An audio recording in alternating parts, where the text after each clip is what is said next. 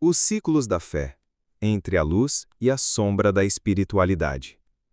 A espiritualidade humana nunca foi uma linha reta. Ela é feita de curvas, de altos e baixos, de movimentos que lembram as marés do oceano. A fé, a dúvida, o fervor, o ceticismo, tudo se alterna em ciclos, como o nascer e o pôr do sol, como as estações do ano que se repetem sem cessar. E, ao observarmos a história da humanidade, percebemos um padrão. A maioria das pessoas nunca permanece muito tempo em um mesmo estado espiritual. Sempre que há excesso de fé, surge a dúvida. Sempre que há frieza, surge o avivamento. Sempre que há tradição rígida, nasce uma reforma. Hoje vamos percorrer essa jornada, explorando os grandes ciclos da espiritualidade da humanidade. Uma viagem que começa nos tempos antigos e chega até os dias de hoje, mostrando que o coração humano está sempre em busca de sentido. Traços principais. Capítulo 1. O nascimento da fé. Nos primórdios da humanidade, a fé era simples, mas poderosa. O homem olhava para o céu e via trovões, via o sol nascer e se pôr, via a lua mudar de forma. Diante de fenômenos que não compreendia, ele via sinais de algo maior. Assim nasceram os primeiros cultos, os primeiros rituais, as primeiras religiões. A fé era instintiva, natural, quase inevitável. O homem não tinha como escapar dela, porque o mistério da vida o cercava por todos os lados. A maioria das tribos acreditava em forças da natureza, em espíritos, em deuses que controlavam a chuva, o vento, a fertilidade da terra. Essa era a fase inicial do ciclo espiritual, quando a fé brota espontaneamente. Mas até aqui já havia movimento. Quando uma tribo sofria com a seca ou a guerra, podia perder a confiança em seus deuses e buscar novos caminhos. Assim, o ciclo de confiança e dúvida já começava a girar. Capítulo 2. O tempo do fervor. Com o passar dos séculos, a fé ganhou forma organizada. Grandes civilizações ergueram templos, sacerdotes, rituais solenes. O Egito com seus faraós deuses, a Mesopotâmia com seus zigurates, a Grécia com seus templos dedicados a Zeus, Atena e Apolo. Aqui vemos um ciclo de fervor coletivo. A fé não era apenas individual, era da sociedade inteira. Cada gesto da vida era acompanhado pela religião. Era impossível se separar dela. O povo acreditava que sem a bênção da igreja não havia salvação, não havia futuro. Mas onde há excesso, surge o desgaste. O peso do controle espiritual muitas vezes se transforma em opressão, e isso abre espaço para a próxima fase do ciclo. Capítulo 3. O ceticismo e a crise da fé. Com o tempo, a fé intensa da maioria gera dúvida em alguns. Na Grécia Antiga já havia filósofos que perguntavam: será que os deuses existem mesmo ou são invenções humanas? No século XVIII, com o Iluminismo, essa dúvida se espalhou com força. Pensadores como Voltaire, Rousseau e Diderot questionaram a igreja e suas práticas. A ciência começou a explicar fenômenos que antes eram vistos como milagres. A opinião da maioria foi mudando. De um tempo de fervor, veio o tempo do ceticismo. Muitos passaram a crer mais na razão do que na fé. A religião perdeu espaço, e a dúvida parecia mais convincente. Mas o coração humano não vive só de razão. No vazio deixado pela perda da fé, nasce novamente o desejo por algo espiritual. E o ciclo continua. Capítulo 4. Os grandes avivamentos.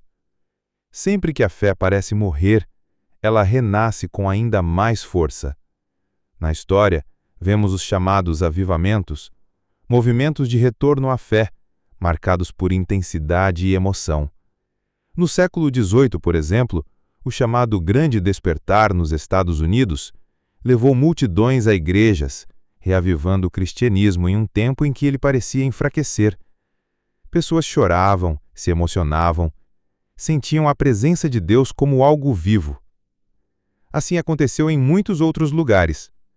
o pentecostalismo no século XX, os movimentos de romarias populares, a fé vibrante que surge em tempos de guerra, fome ou pandemia. Esses avivamentos mostram que a fé nunca morre de vez. Ela apenas se recolhe, esperando o momento certo para ressurgir. Capítulo 5. Os ciclos da tradição e da reforma. Mas quando o avivamento se organiza demais, nasce a tradição. O que antes era puro fervor se transforma em regras, normas, instituições, e com o tempo, essas instituições ganham poder, dinheiro, influência. Então surge a contestação. Foi assim com Martinho Lutero, em 1517, quando iniciou a Reforma Protestante. Ele olhou para a igreja de seu tempo e disse: algo precisa mudar. Mas a reforma que começou como contestação, mais tarde se tornou também tradição. Igrejas reformadas criaram seus próprios dogmas, suas próprias hierarquias. E assim o ciclo se repetiu. Tradição, reforma, nova tradição, nova reforma.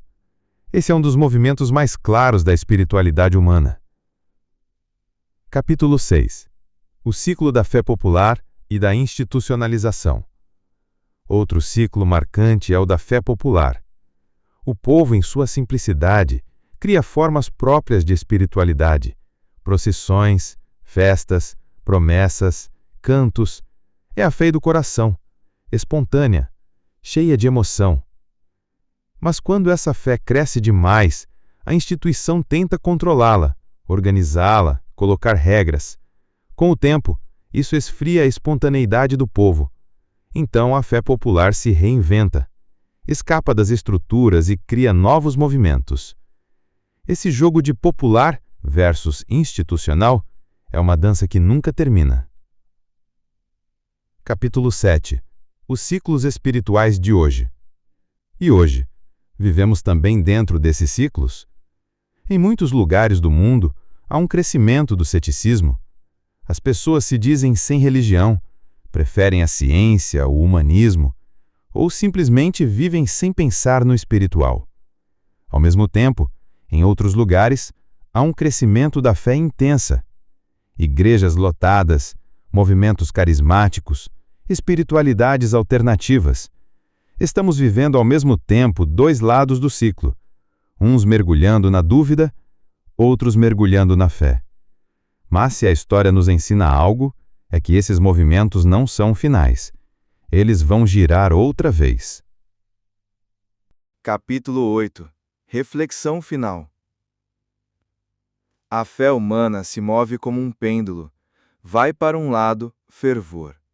Depois, para o outro, ceticismo. Depois, volta, avivamento. Se organiza, tradição. Se revolta, reforma. Esse é o ciclo da maioria, um movimento que parece se repetir infinitamente. Mas no meio desse movimento existe sempre a busca pessoal, o indivíduo que não segue a massa, mas procura seu próprio caminho. Talvez o segredo da espiritualidade não esteja em escolher entre fé ou dúvida, fervor ou razão, tradição ou reforma, mas em compreender que todos esses momentos fazem parte da mesma jornada. Assim como a lua se renova no céu, assim como as estações retornam, também a espiritualidade humana se renova. E mesmo quando a noite parece mais escura, sempre haverá uma nova manhã. Lux aeterna benedictionis, per gratiam tuam nos illuminas. Senhor nosso Deus, Pai das promessas eternas, nós te pedimos neste momento que fortaleças a nossa fé. Assim como conduziste Abraão no deserto, como sustentaste Moisés diante do mar, como levantaste Josué para atravessar o Jordão, também hoje nos guia, para que não desviemos nem para a direita, nem para a esquerda. Que a nossa confiança esteja firme em Ti, Deus dos tempos antigos, que é o mesmo ontem, hoje e será eternamente. renova em nós a chama da fé, para que nenhuma dúvida, nenhum vento contrário, nenhuma turbulência espiritual nos faça esquecer as tuas promessas. Senhor, dá-nos um coração constante, que se apoie na tua palavra e olhos que permaneçam fixos no teu caminho. Porque sabemos que o mundo passa, mas a tua verdade permanece para sempre. Meus irmãos e irmãs, se essa mensagem falou ao seu coração, inscreva-se no canal, deixe o seu like e compartilhe esse vídeo. Assim, essa palavra pode alcançar muitas outras vidas que também estão enfrentando turbulências na fé e precisam ser lembradas das promessas eternas do Senhor. Lux aeterna benedictionis, per gratiam tuam nos